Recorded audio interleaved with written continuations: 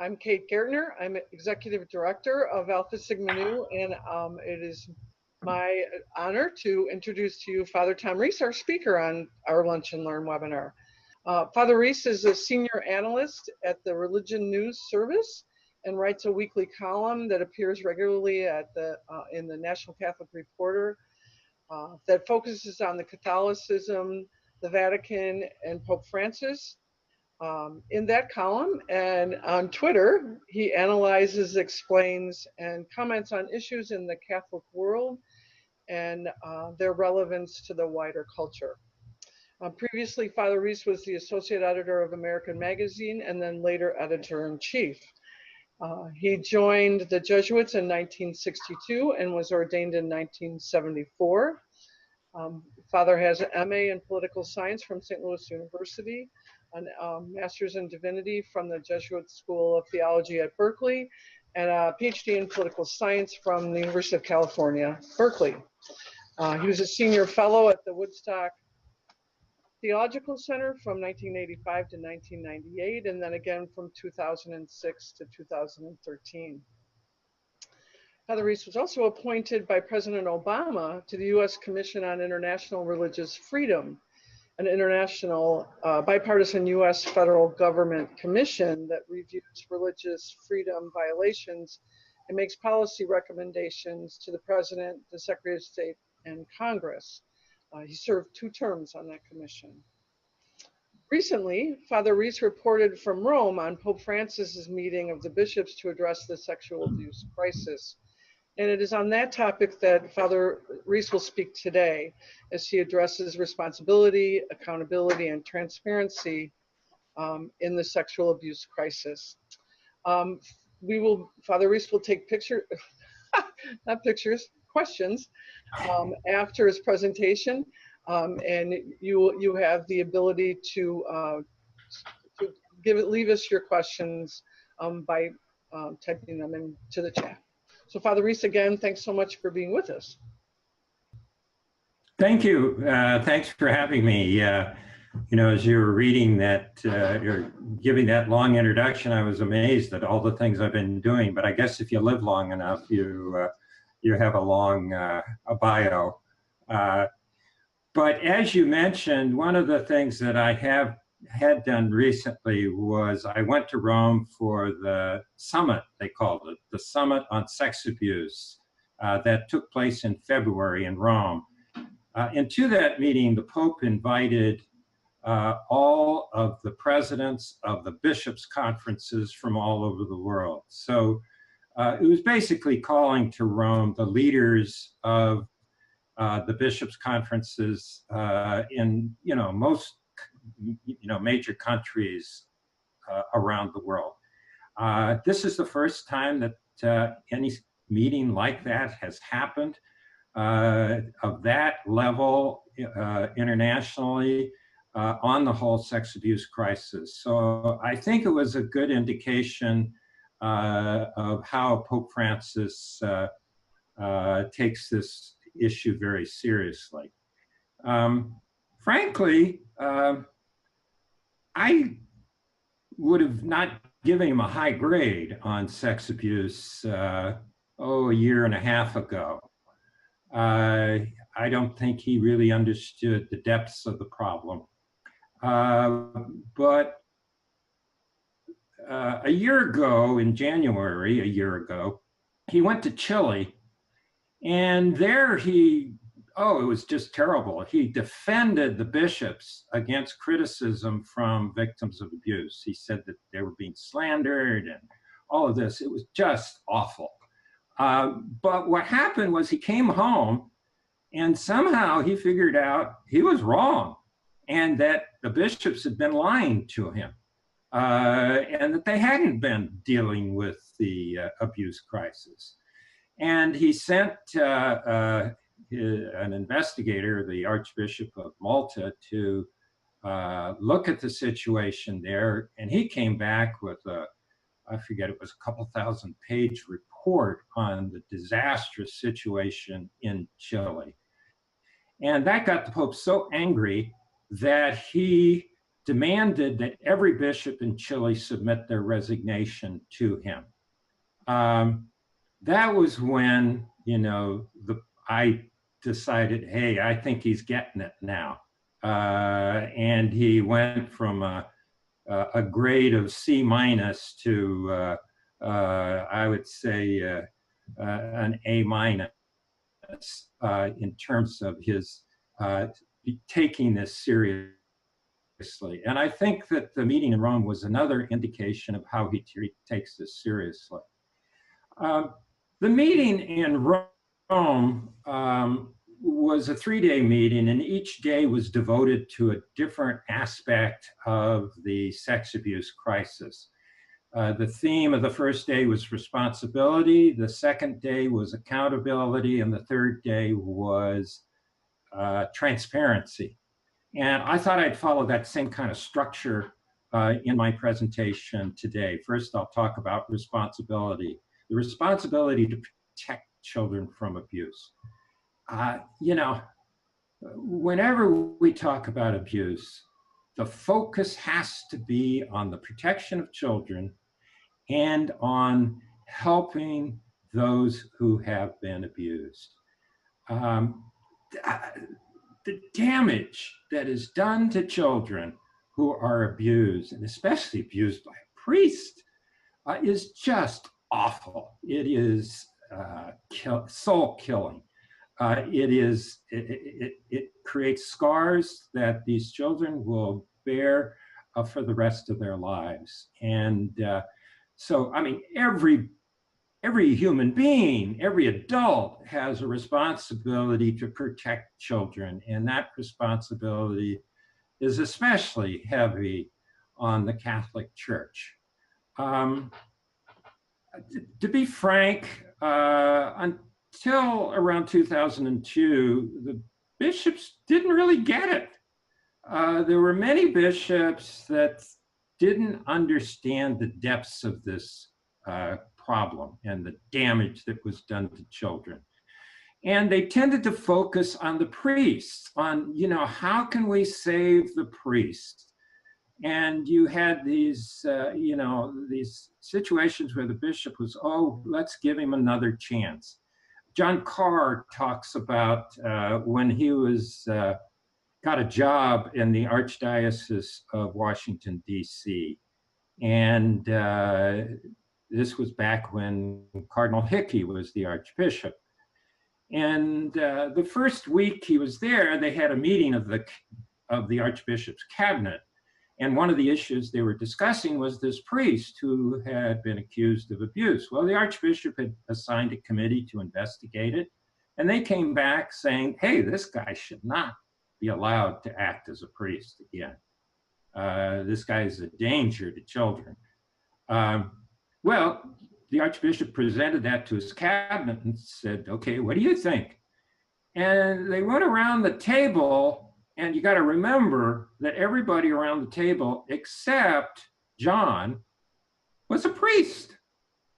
And one after another, they said, oh, he's such a nice guy. We ought to give him another chance.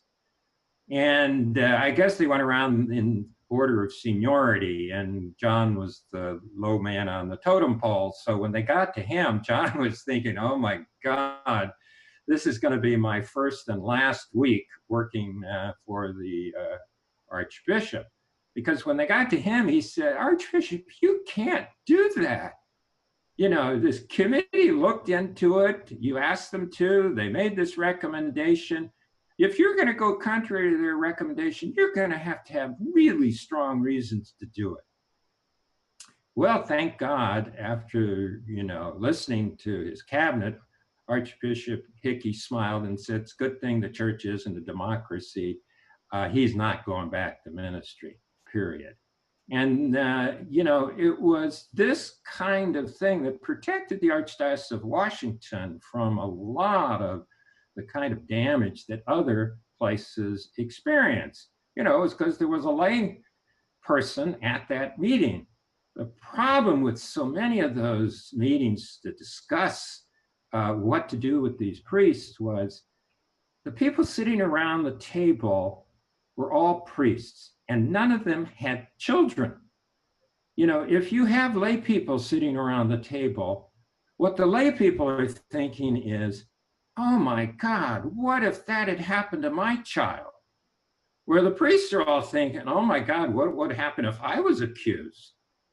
And, you know, this is why we had to get lay people involved in the supervision and the decision making about what to do with these priests.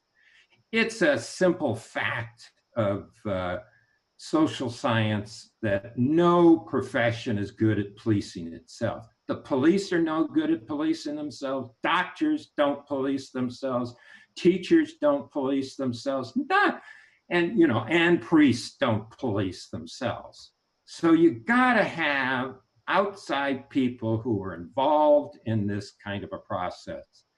So things changed dramatically in 2002 when the, you know, after the big blow up in Boston, thanks to the Boston Globe and their excellent coverage of the abuse crisis, the bishops in Dallas adopted a series of norms and what they called the Dallas Charter.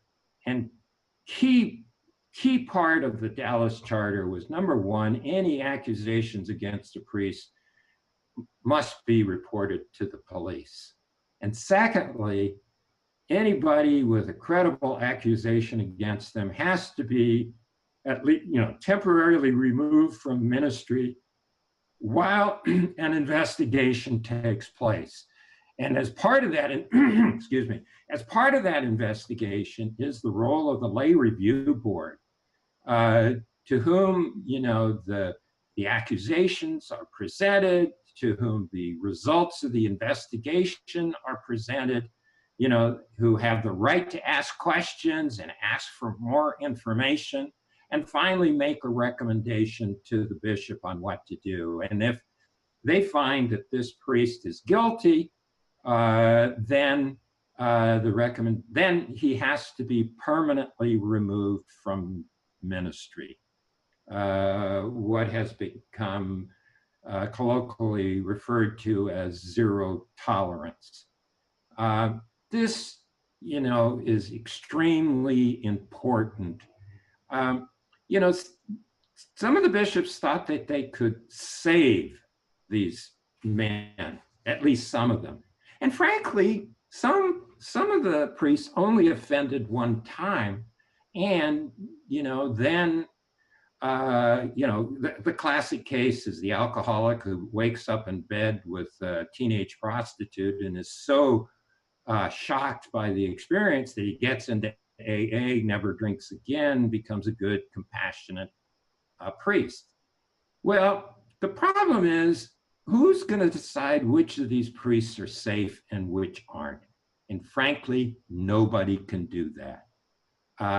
You know, even if you were good at it, you know, the chances of error are just, you know, even if only 10% of the time you make a mistake, wow, that would be great in the criminal justice system. That would be stellar performance. But for the Catholic Church, that's not good enough. We have to have perfect 100% certitude. And the only way you can do that is by removing everybody from ministry. Nobody has a right to be a priest. And anyone who has been involved in abuse has to be removed from ministry. So that has been the system since 2002. And frankly, that's working pretty well. If we look at the data, the number of abuses as recorded by John Jay and those who have followed after them, the number of abuses rose in the 1960s, peaked in the 1970s, and decreased significantly in the 80s and 90s. Even before the Boston Globe blow up, bishops were starting to remove priests from ministry who were involved in abuse, especially the serial abusers who were just so awful. There were 150 priests who were responsible for 27% of the victims of abuse, as reported in the John Jay report that was done in 2004. That was almost 3,000 victims. These are the really sick guys who had more than 10 allegations against them.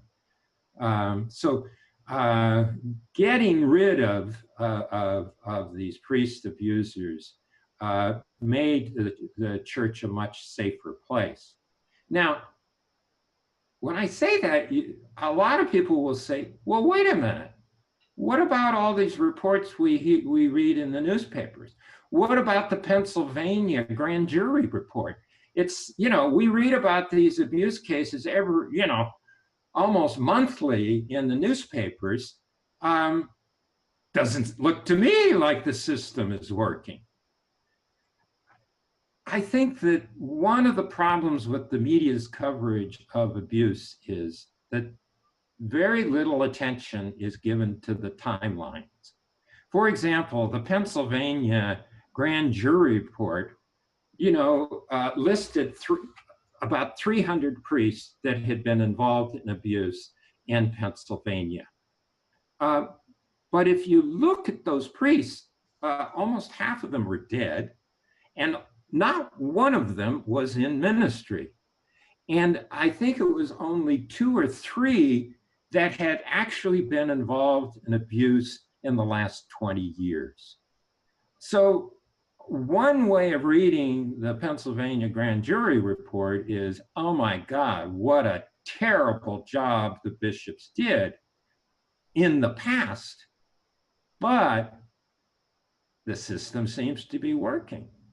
They could not find many new cases that had not already been uncovered by the church and by other newspaper reports.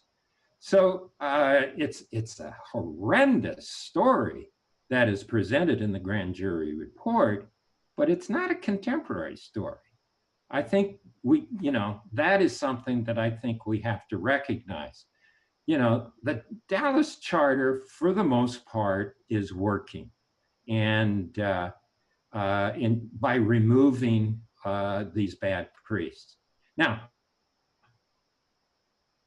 to protect children requires not just removing the bad priests from ministry, it also requires, good screening of candidates for the seminary, good screening of anybody in the church that is involved with children. And so today, and many of you probably have experienced this, if you're going to work with children in your parish, you got to go through a police background check. Anybody who enters the seminary has to go through that kind of background check. Candidates for the priesthood have to go through, a series of psychological exams and also be interviewed by psychologists. The problem is there's no test that will say, okay, this guy flunked and now we know this guy will be an abuser. That doesn't work. There are, however, what psychologists identify as risk factors. Tom Plant at Santa Clara University lists impulse control problems, brain injury, poor peer relationships, antisocial personality, a lack of non-sexual intimate connections with others, alcohol and substance abuse. All of these are risk factors for someone that makes it more likely that they could end up being an abuser. Well, frankly, when I read that list of risk factors, we don't want those kind of people in the priesthood anyway, who have those kinds of things. So, this has to be done. Now, the problem is there are too many bishops and too many vocation directors that will take any warm body they can get. They are so desperate for priests that they sometimes disregard the advice of psychologists. They sometimes disregard the advice of the seminary faculty and rector and, ordain these guys anyway. This is not healthy. This is not good.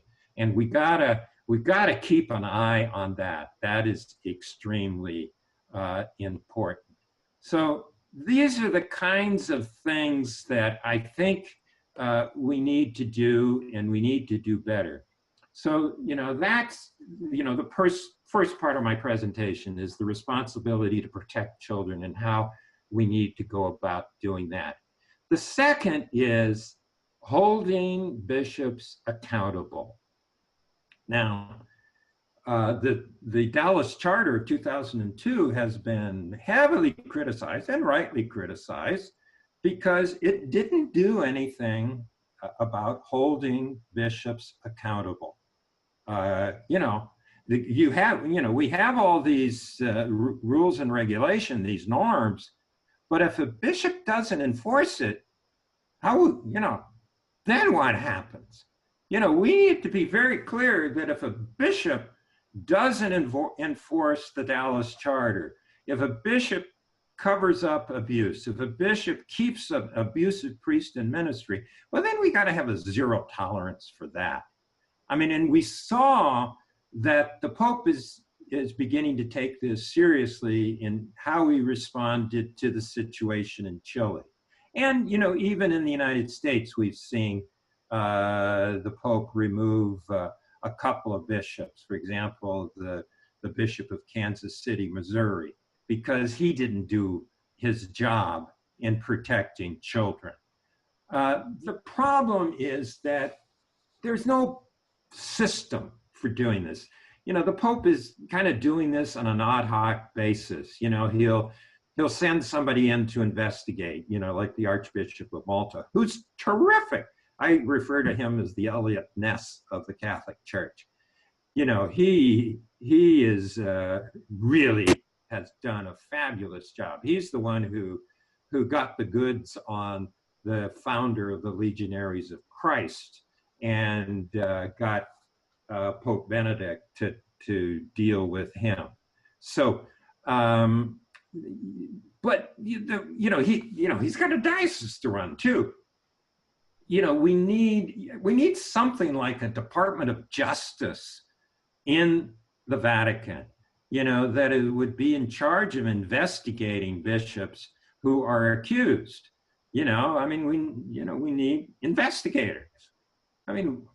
Priests aren't trained to be investigators. We need good lay people, maybe former, retired cops or prosecutors or, men and women who have done this in the past and know how to do it, how to do an investigation, who can, go in there, investigate, build up a case and present it and to some kind of a judicial process. And if he's guilty, he ought to be punished.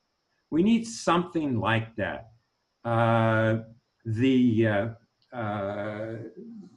the November meeting of the Bishops' Conference this past November, there were a couple of proposals that were put forward. One proposal was to have a national lay review board, which would have its own budget and could, it would have a 1-800 number, or a website for people who wanted to,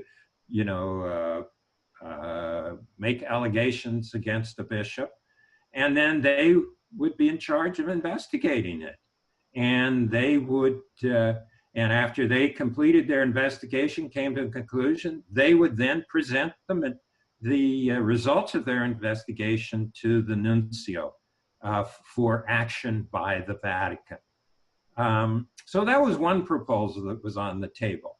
The problem with that proposal was the way the church works is it had to be voluntary. The bishops had to sign a piece of paper saying that they were willing to empower each of them would have to be willing to empower this lay review board to do it. So that's a problem with this proposal. Cardinal Supich, on the other hand, had another proposal, and that was to empower the archbishop, who's also referred to as the metropolitan of his province, to conduct investigations of the bishops in his province. Of course, there'd have to be some other system for investigating the archbishop too, but that could be worked out. But in any case, he would conduct an investigation, and again, he would use lay people or whatever to investigate, and then he would report his findings to the nuncio.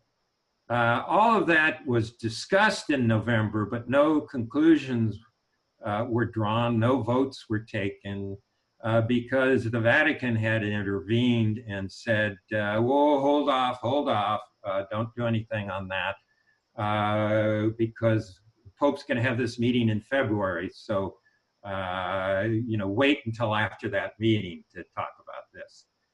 So this spring, again, the bishops of the United States will be talking about that. This was an issue that was discussed at the second day of the meeting in Rome, a lot of conversation was about, how do we hold bishops responsible? Frankly, I think one of the purposes of the meeting was to scare the hell out of a lot of bishops around the world who don't think they have a problem. I mean, we think the American bishops are bad. God, if some of the other bishops around the world just don't get it at all. And that's why the Pope had to call this meeting in Rome to put their feet to the fire and explain to them this is a universal problem. When it first came up, everybody said, oh, it's an American problem.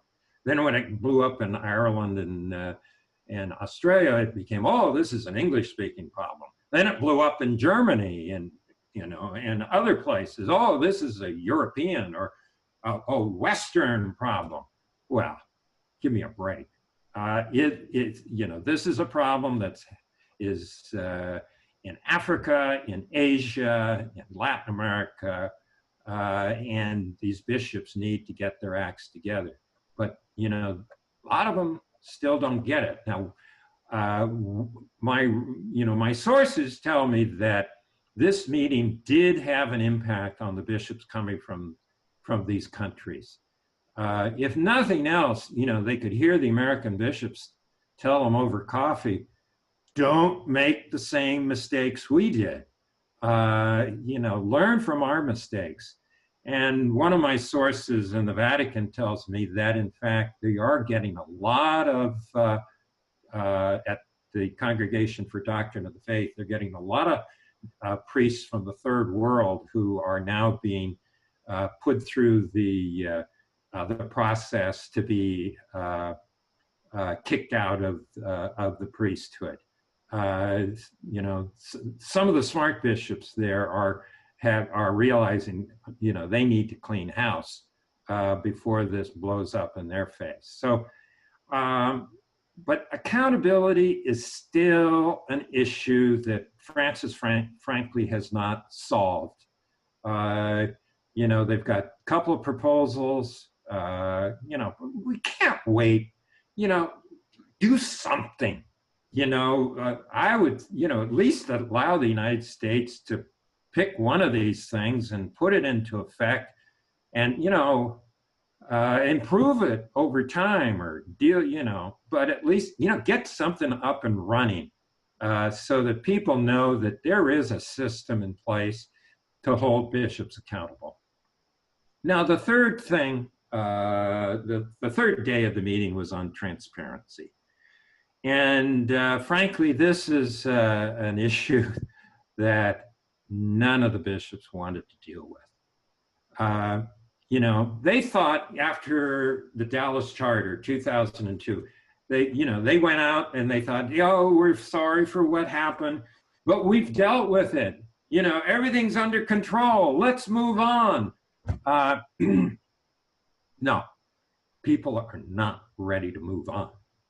People want to know why this happened, who did what, and prove to us that this is not going to happen again. And that's going to require transparency.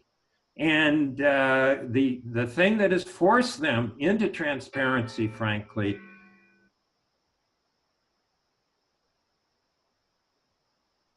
what they did is they went in and subpoenaed the files and did a report and published it, published all the names of the priests, published, the information they got from the files in this big comprehensive report.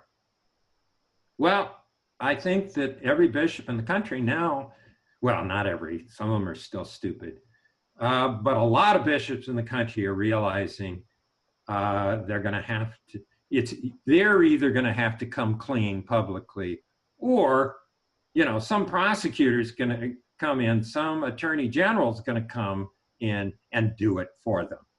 So we see more and more dioceses now listing the names of the priests who have been credibly accused of abuse.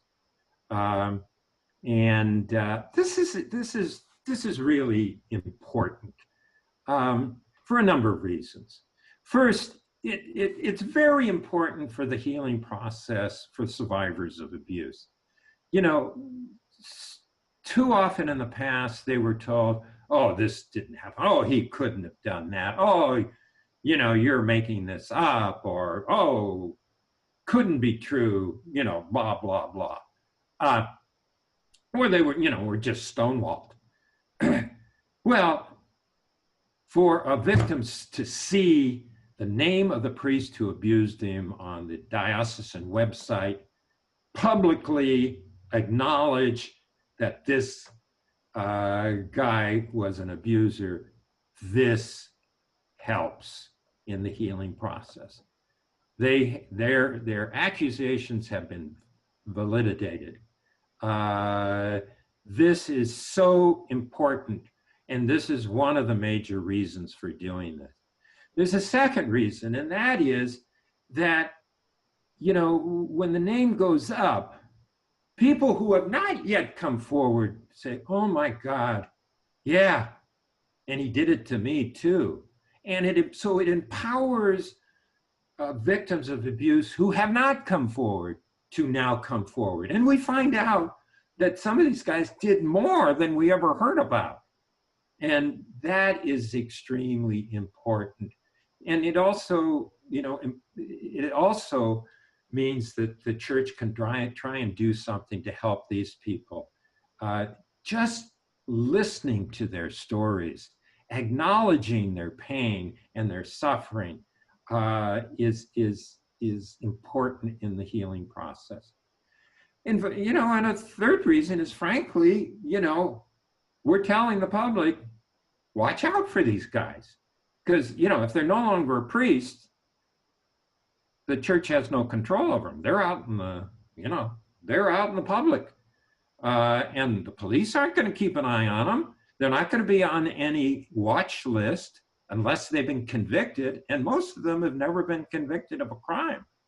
So, I mean, this is a way of saying, okay, this guy's, it's publicly now known, and you see his name and you say, wait a minute, isn't he teaching at my high school? Or what the hell's going on? I mean, it allows these names to go out and be public. And finally, it's important because frankly, it's the only way the church can regain its credibility here with the public. But, I think, so far they're listing the priests' names.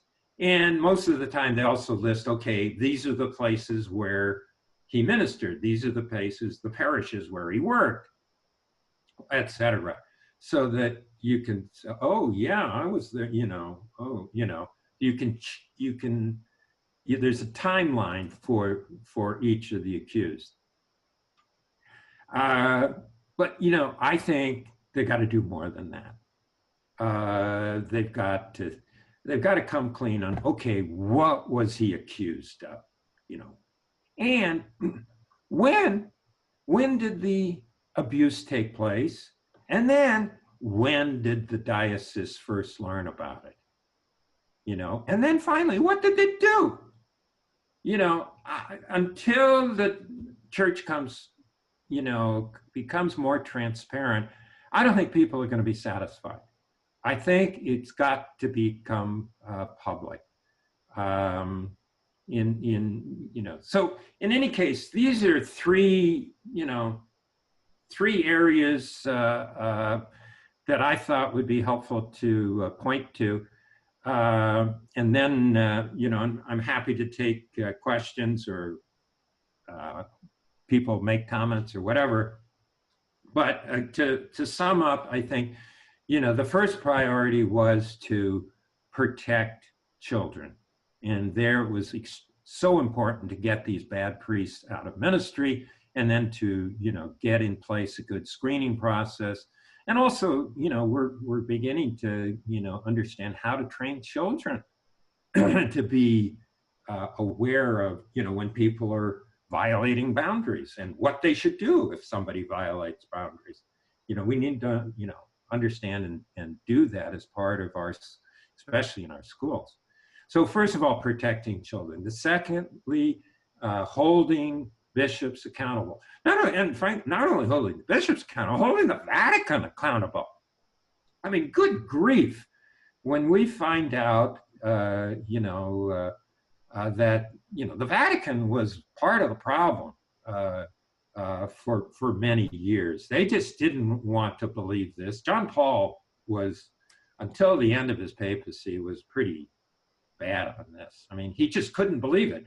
He had experienced in Poland, his experience there was of the communists and the Nazis using this kind of accusation against good priests in order to smear them. So when he heard this, that was his mindset.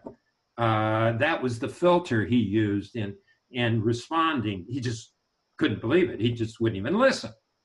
And frankly, the guy who first began to listen and to act was Ratzinger. He was not perfect. He was not as fast as he should have been, but he was faster at getting to understanding this issue than anybody else in the Vatican during the papacy of John Paul II. And once he was given charge of it, he threw hundreds of priests out of the priesthood, and often without giving them a trial or anything. He read the file. He says, "This is awful. Out."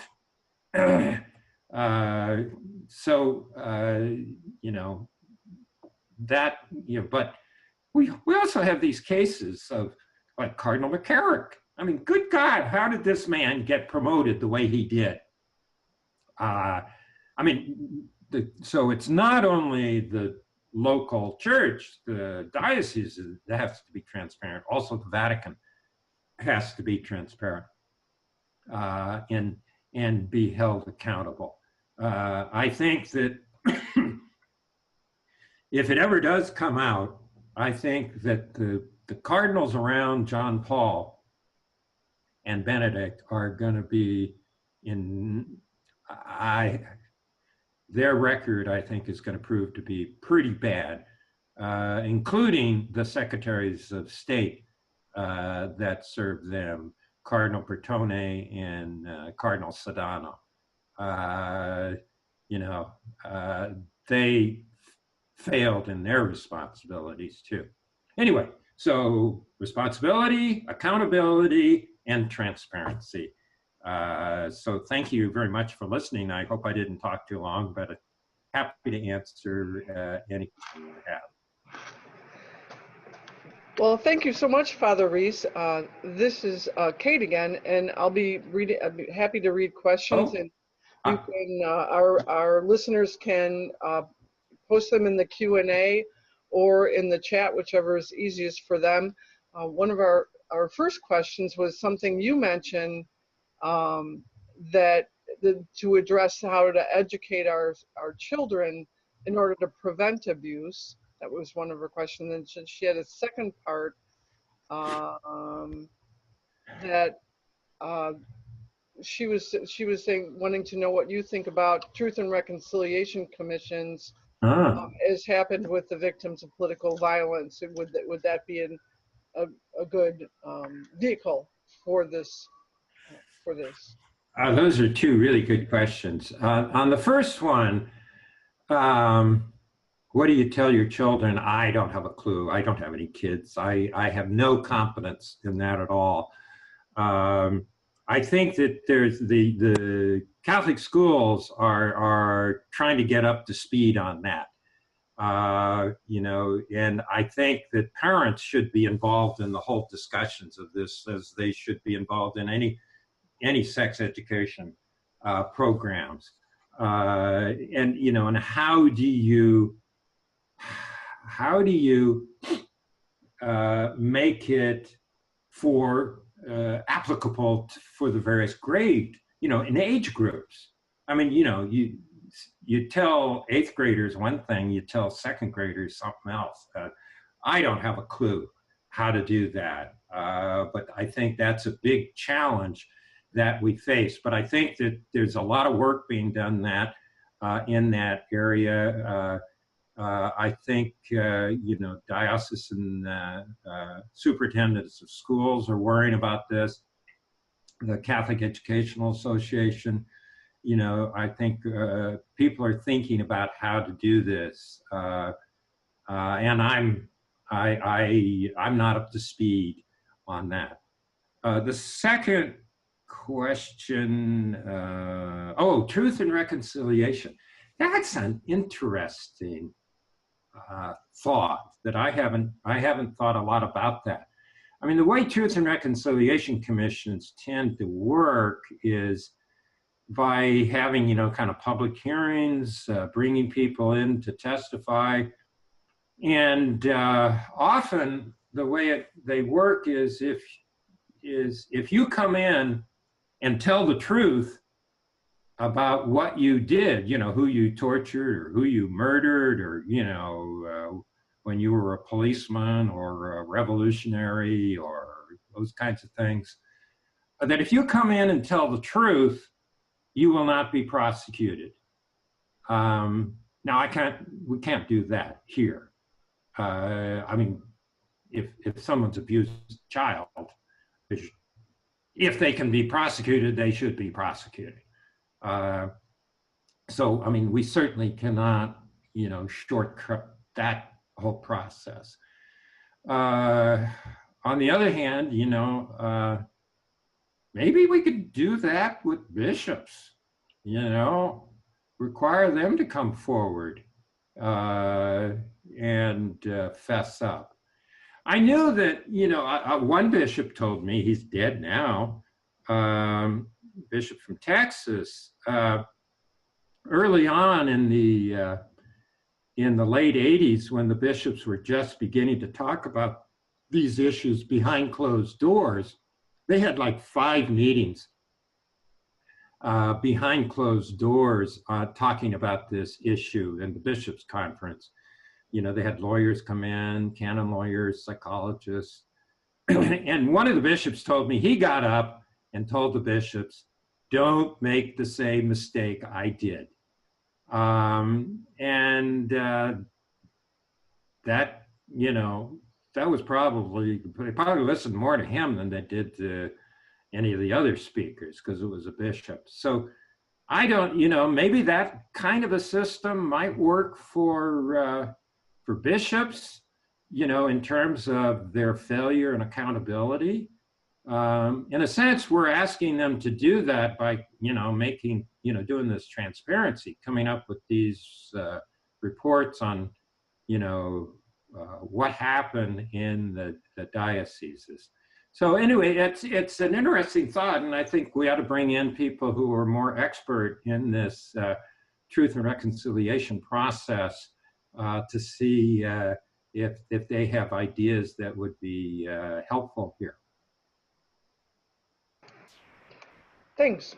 We have another question. The question reads, if you have read Martel's In the Closet of the Vatican, can you comment on whether and how its narrative affects the response of the Church, the Pope, and the Vatican to the sexual abuse crisis. I'm sorry, I missed the very first part of the question. I think the member asks if you have read Martel's In the Closet of the Vatican. I'm sorry. Yeah, that book. No, I have not. You know, his book is secondhand, I understand his book is mostly about homosexual activity in the Vatican. He himself is an out of the closet homosexual, and his criticism is of the Vatican is its homophobia to begin with, but also its and he makes the comment that those who are most homophobic tend to be suppressed homosexuals themselves who are protesting too much. That's his thesis. There's not a lot new in his story, in his book, from what I understand. It's stuff that's been covered in the Italian press, the Italian tabloids for years. A lot of it is stories without specific names attached. Are there homosexuals in the Vatican? Of course there are. Are there homosexuals in the priesthood? Of course there are. And most of them are outstanding priests. Some of the best priests I know are gay. We know for a fact that, being gay does not make someone a pedophile. I mean, the psychologists who have looked at this have overwhelmingly concluded this. All the scholarship says that simply being gay is not a predisposition to, it's not a risk factor in terms of sexual abuse of minor. People make a big deal about the fact that most of the victims of abuse were young boys. True, that is absolutely true. But you have to understand, I mean, I know a good friend of mine was in charge of a treatment center for abusers. And what they found is most of these abusers were heterosexuals. They are like wolves. They go for victims of, they're opportunistic in who they go after. And who did priests have most what young people did priests have most contact with? It was altar boys. Just think about it. Back in the 1950s, if father said, or even in the 1960s, if father said, oh, I have this cabin in the woods, I want to take some of the altar boys up there for a weekend, let them get some fresh air and all that. People say, oh, gee, that's really nice. Good idea. Go ahead. Now, if he had said, I want to take some of the girls up, up to my mountain cabin, people would have said, what? What's this all about? Frankly, there were just cultural things that protected girls that didn't protect boys. And also, we didn't have altar girls. I mean, we were all fighting for altar girls, and maybe the stupidity and patriarchal character of the church protected girls more than we realized by not having them. But in any case, this whole, is there, sexual activity in the priesthood, both homosexual and heterosexual? Yeah, sure. Is there sexual activity, both heterosexual and homosexual in the Vatican and by Vatican employees and officials? Sure. Now, is it a small percentage? I think so, but nobody's got any real good data here. Pope Francis has been very clear on this. He he says that if a priest cannot fulfill his promise of celibacy, he should leave. And that goes for homosexuals or heterosexuals. He says, I'd rather have a good layman than a bad priest. And he also argues that especially if through this activity the priest has a child, then he says that the priest has an obligation to leave, because his responsibility to the child, to be a father for the child, is greater than his responsibility to be a priest in the church. Now, is the church enforcing this? I don't think so. I have no idea how active or sex is in the church. I'm totally in favor of optional celibacy, mostly because we need more priests than we have. But we need, I've never been terribly impressed by these, kind of sensational scandal written books that are written in a way to make a lot of sales, rather than to do real good scholarly research. Now, the problem is, of course, the bishops don't want any scholarly research in this area. Dean Hoagie, for example, always wanted to include in his questionnaire that went out to priests something on the whole question of sexual orientation. The bishops wouldn't let him. They don't want to know. It's don't ask, don't tell. Is the policy in the church. Anyway, but I haven't read the book. We do have another question. This one must be from a teacher, and it's: my Catholic high school seniors discussed this in our ecclesiology class, and they really want to live a life of service and community with the church, but they want to see some way that they could still trust the bishops after this. Other than transparency as we have seen it, what acts might you suggest for the bishops to respond to our young people in order to rebuild trust? Wow, that is really a good question. I think every bishop in the country needs to get on his knees and recite the words that priests recite every day, at Mass, and the bishops, as a body, need to do the same thing. And what are those words? We confess to Almighty God and to you, our brothers and sisters, that we have sinned in our thoughts and in our words, in what we have done and what we have failed to do. I think, Catholic Church is all about confession.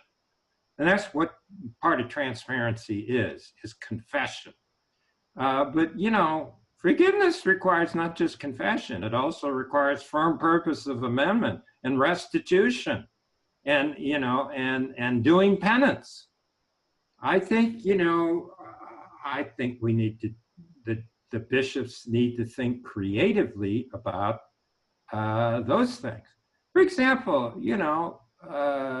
maybe a bishop, and it doesn't, maybe the bishop himself did everything right. He's only been a bishop for a couple of years. He couldn't do too bad a job.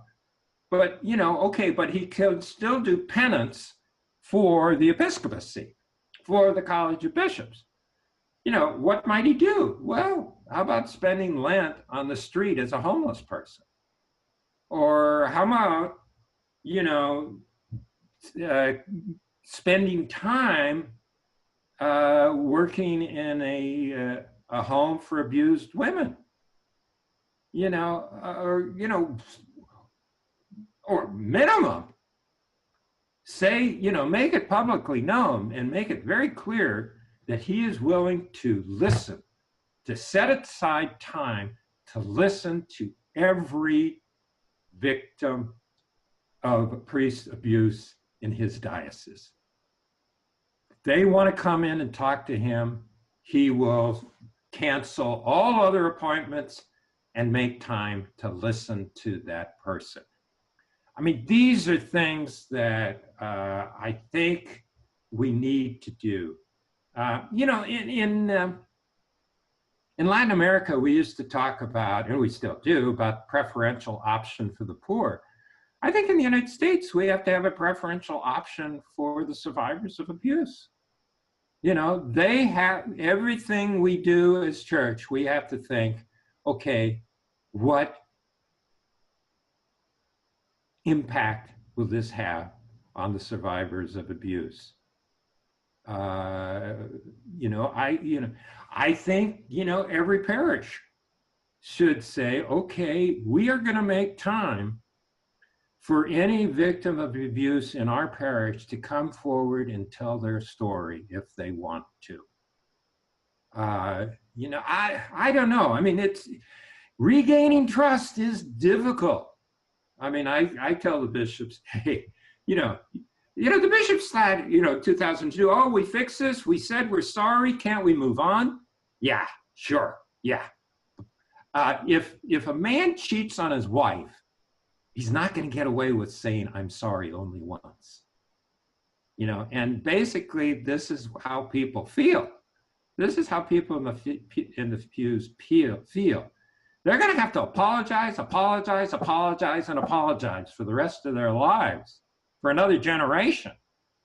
And, and then, I would turn it around on these kids. I'd ask them, well, what can they do? I'd like to hear their suggestions on what they could do. And of course, the same thing. We want to hear from the survivors of abuse. What kind of penance should the bishops do? How do we deal with that? I think the bishops need to listen before they act. I think to a follow-up to that question too, I think it will be our last question. It's from another member, and that is there conversation about how to further address this, regaining the moral authority necessary to speak on various issues in the world? Yeah, I think clearly at the meeting in November at the Bishops' Conference, and when they met in Baltimore, this was very high on their minds when they were discussing how to hold bishops accountable. I think this is going to be a topic for the bishops, into the future. I think in their spring meeting, this will also be a topic. It is awful. I mean, at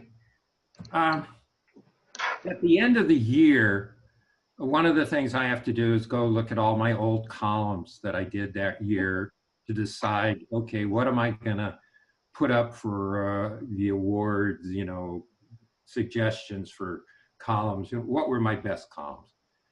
And I looked through the list and I said, where are my columns on global warming?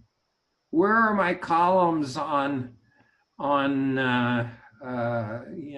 immigration and refugees? Where are my columns on healthcare? I mean, we as a church have had to obsess over this issue, and somehow or another we have to also deal with these other world-shaking issues, and it's the tragedy is the bishops have lost their moral voice at a time when it is so needed. The bishops have been saying wonderful things about immigration, about refugees. They've been very critical of the Trump administration on healthcare and immigration and lots of these issues, you can just go to their website and take a look at their press releases. The scores of press releases that they passed, that they've issued over the past year. But frankly, nobody pays any attention to them. Because this is, until the church gets its house in order and shows that it's doing what's right, we're not gonna get there. The tragedy is that back in 2002, at the meeting in Dallas, we should have had 30 or 40 or 50 bishops stand up and say, I screwed up. I made a mistake. I kept this priest. I should have been removed him from ministry. He abused another child. I did it. I apologize.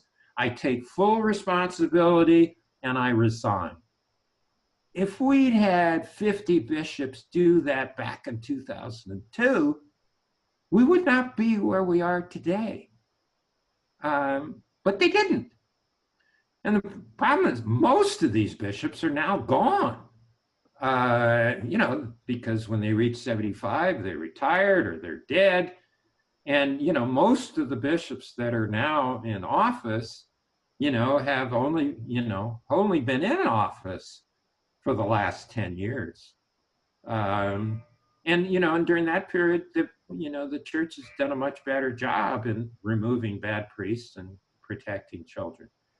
So, it's hard, it really is hard to know how the bishops can regain credibility and have a good, strong, prophetic public voice on all these issues of justice and environment and peace that are challenging our world.